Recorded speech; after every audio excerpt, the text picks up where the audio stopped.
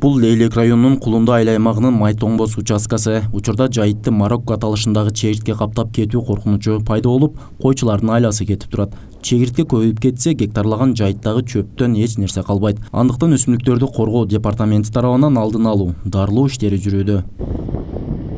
Бул марокканский саранчага каршы биздин служба ар кандай пестицид дарылардын түрлөрү бар. Ошонун ичинен агрощит дарысы менен азыр дарылап жатабыз. Бул дары эч суу кошулбастан өзү эле чачылат. Бул дары в основном кислота.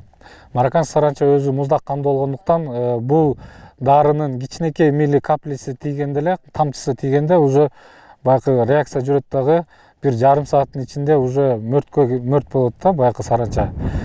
Дарылоо маалында жайытка мал чыгарбай туруу боюнча жергиликтүүлөргө алдын ала эскертүүлөр берилген. Дарылоо иштери аяктагандан кийин да 15-20 күн дегенде гана мал жаюуга болот. Анткени дары чачылган чөптү жеген малдын боору ооруйт.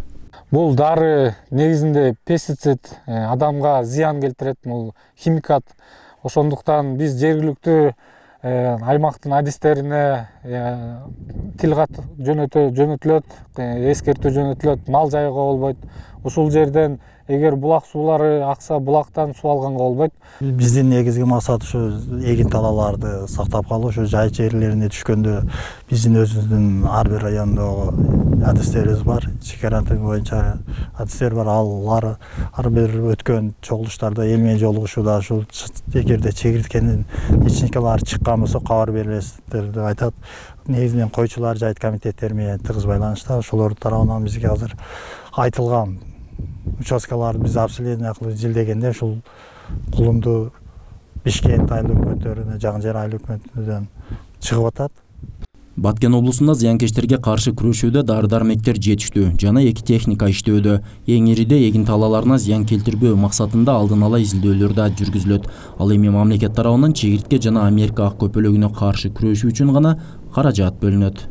Калган кандай зыянкечтер болбосун, алга биз барып туруп аныктайбыз, консультация беребиз.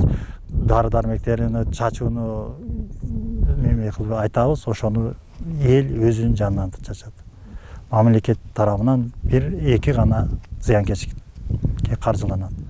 Зыянкеч чегирткелер жыл сайын айыл чарбасына өтө чоң коркунуч туудурат жана бул жагдай өлкөнүн азык-түлүк коопсуздугуна терс таасир тийгизет.